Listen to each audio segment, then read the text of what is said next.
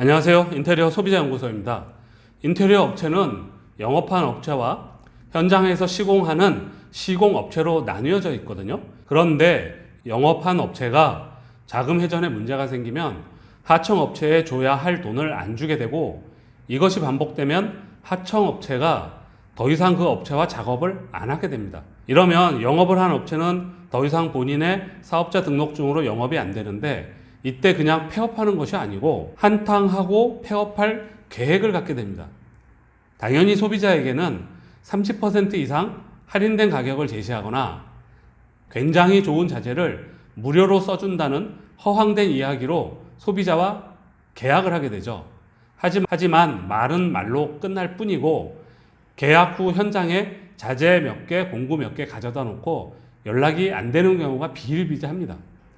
이렇게 자재 몇 개, 공구 몇 개 가져다 놓아야 사기죄가 성립되지 않기 때문에 현장을 이렇게 세팅해 놓을 뿐이고, 공사를 진행할 생각은 애초에 없었다고 생각하면 될 것 같아요. 이럴 때는 빨리 연락을 하고, 연락을 받지 않으면 공사 이행을 요구하는 내용 증명을 보내야 합니다. 내용 증명은 보통 답변 기한이 2주니까 그 2주 안에 공사를 진행하면 정말 좋긴 하겠지만, 그렇게 될 가능성은 아주 희박하다고 생각하시면 됩니다. 이럴 때는 인테리어 계약 파기한다는 내용을 내용 증명에 포함하여 보내야 하고요.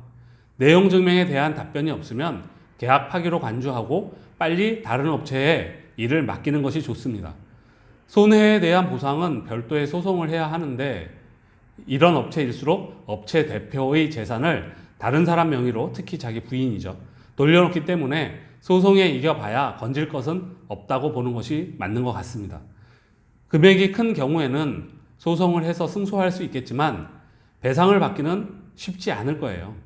특히 계약서가 없거나 계약서가 있더라도 공사 이행 보증 보험에 가입되어 있지 않다면 소비자가 구제받을 방법은 거의 없다고 보시면 되고요. 빨리 다른 업체 찾아서 공사를 마무리하는 것이 좋을 것으로 보입니다. 이런 업체는 공사를 어느 정도 진행하면서 소비자에게 최대한의 금액을 받은 뒤 잠적하려고 하기 때문에 계약금이든 중도금이든 업체 대표가 이 정도면 더 이상 소비자에게 돈 받아내기 어렵겠다고 판단될 때 잠수를 타게 되니까 시한폭탄을 안고 인테리어를 한다고 생각하면 될 것 같습니다. 이런 업체의 특징은 공사하면서 엄청 속썩입니다. 공사는 당연히 진행이 더딜 거고요. 자재도 말도 안 되는 것 사용하고 있을 거예요. 어차피 도망갈 거니까 약속한 자재를 써야 할 이유가 없죠. 정리할게요.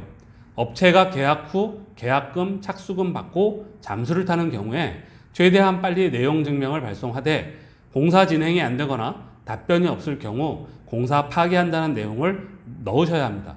그리고 다른 업체를 찾아야 하는데, 사실 최초 계약 업체가 공사 포기 각서를 써주지 않으면 다른 업체도 쉽게 와서 공사하려고 하지 않을 거예요. 이런 점을 잘 알아놓아야 하고요.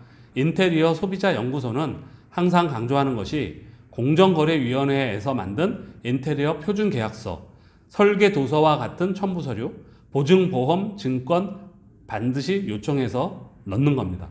이것만 있으면 문제가 있어도 어느 정도 소비자의 권리를 보장받을 수 있거든요. 완벽하진 않습니다만, 인테리어 소비자 연구소는 항상 우리 소비자가 더 좋은 품질의 인테리어를 할 수 있도록 하는 방법에 대해서 연구하도록 하겠습니다. 인테리어 소비자 연구소입니다. 감사합니다.